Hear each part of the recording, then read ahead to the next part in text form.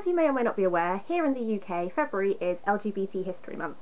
This time last year, my friend Leah did a video that was her top 5 LGBT books, which she retweeted recently, which is what reminded me that this was a thing. I've lost track of time. I don't even know how it got to February, quite frankly, but we're here.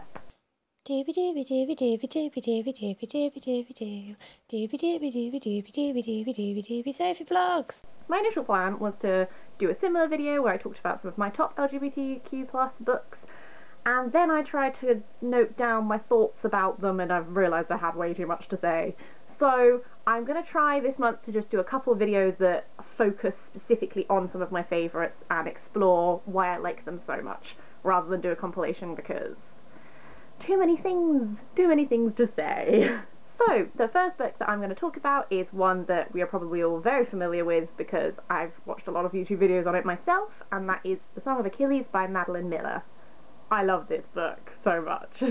I think I've mentioned before, I studied classical studies and English literature at university. That was the way that I found out about this book. One of my lecturers actually mentioned it as an example of a very good modern book about classical topics. This book obviously is set during the Trojan War, and it explores the relationship between Achilles and Patroclus.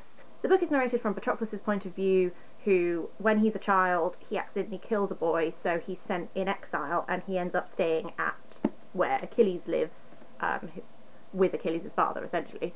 And the two grow close, and then they develop a friendship and then a relationship. So it essentially explores their relationship, whilst also obviously being about the Trojan War and all of that, the big epic story that we all know.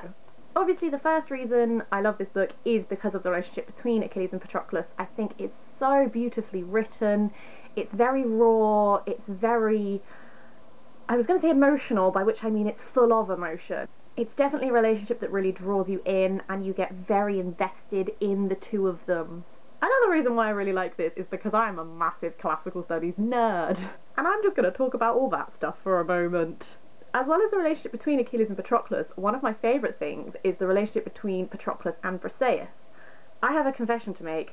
I did my entire dissertation on the character of Briseis throughout English literary tradition, and how she developed across time, and how we respond to her across time. So I love the girl, and I wrote my dissertation partly on this book. So I don't want it to sound like I am devaluing the relationship between Achilles and Patroclus when I talk about this relationship. It is just an aspect of the book which I don't always see discussed, but which is one of my favourites. Essentially, I very much like the triangular relationship between the three of them, because I find it extremely interesting, because it is something that underpins the Iliad itself.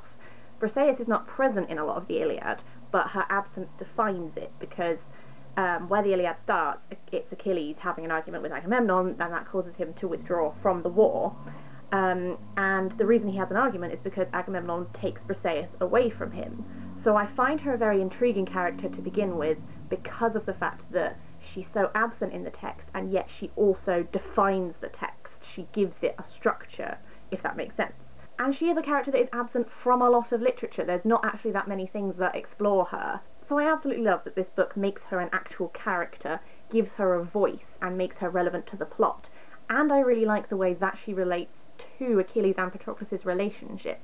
If you watch one of my previous videos, where I talked about love in the time of global warming, I talked about this idea of kleos versus nostos, and how that relates to Achilles, and then how that relates to Odysseus, and the tension between them, and that sort of thing. And I feel like Briseis relates to Achilles and Patroclus' relationship in a very similar way. To quickly sum up, kleos is this idea of eternal glory, and it is what Achilles achieves through dying young. Nostos is the idea of homecoming, which he gives up in order to achieve kleos. And that's the focus of the Iliad itself, and it's the focus of a lot of the literature that is related to Achilles. The reason I really like the addition of Briseis in this, in regards to their relationship, is I feel like she represents a very similar struggle for Patroclus, who again is a character that is not always explored in approaches to the Iliad. I feel like Achilles is the embodiment of Patroclus' kleos. He represents the path that leads to Patroclus being remembered forever. In this book, Patroclus is not a particularly adept fighter. He doesn't like fighting, he's more of a healer. That's different to the Iliad, but that is a separate thing for a different time. What this means is that within this universe, Patroclus, it's extremely unlikely that he would achieve any form of kleos because he's not a skilled fighter. He doesn't have the means by which traditionally men achieve that sort of thing. Whereas his association with Achilles gives him that kleos. I feel like in this book, Briseis represents the idea of nostos that Patroclus could achieve. Mild spoilers, but she does express interest in Patroclus. Whilst they don't enter into a romantic relationship, there is definitely love between them, and they do have a complicated relationship that Achilles himself doesn't entirely understand. I feel like Briseis represents that nostos for Patroclus. She is the person that he could be with and have a child with and live out his old age with and achieve that sense of homecoming. But he can't do that because he is so drawn to Achilles. I'm not sure if I'm being entirely clear. I think my point is Briseis represents security and homecoming that Patroclus could achieve if he followed the standard laid out path for life. You know, you marry a woman, you have a child, you grow old together, you die together, no one really remembers your name, but you've had a good life.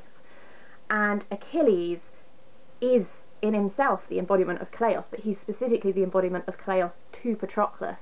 He does burn bright and Patroclus is drawn to him, and they have this amazing connection and they love each other fiercely with all of their hearts, and because of that he'll also choose the route where he dies young and burns out brightly, but he has this glorious moment and he lives on forever, and we do still remember Patroclus as well as Achilles. Maybe not as much as Achilles because he cannot be that figure, but he is linked forever with Achilles. And whether or not different portrayals show that as a romantic relationship, you cannot escape the fact that their fates are forever intertwined, and they have both achieved this glorious golden kleos moment where we remember them forever. I feel like I've gone off topic from my original start point, which was this is a great book that features a same-sex relationship between two men, but that is true, and I do love that aspect of it, and it is a beautiful portrayal of that. I just also really like the fact that it does manage to be more than that. Queer people are more than just their attraction to people. They are fully rounded people, and it's an incredibly important aspect of their personalities, but it is not their defining thing. And I like that this book allows the characters to be more than that, whilst also showing the importance of that relationship to both of them. I think that's a really great feature. It just makes me exceedingly happy that as someone who is both bisexual and a complete classical studies nerd, I have a book that can speak to those two aspects of me and draw them together in such an interesting, complex way that makes me think about all of these other issues and other relationships in the book, and just makes me so happy. I feel like I've rambled quite a lot and nerded out quite a lot. I hope this has been coherent. I would just like to emphasise again that this is beautifully written, it's a wonderful book, have some tissues, it's a bit sad and weepy at times, but if you are in any way interested in reading more LGBTQ+ fiction or stuff that explores ancient Greece and the Trojan War, then I would absolutely recommend this book. It's fantastic.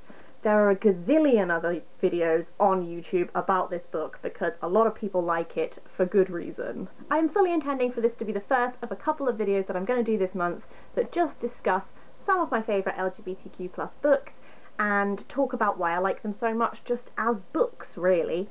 Let's hope I stick to this and we just have a glorious month of celebrating wonderful, wonderful books.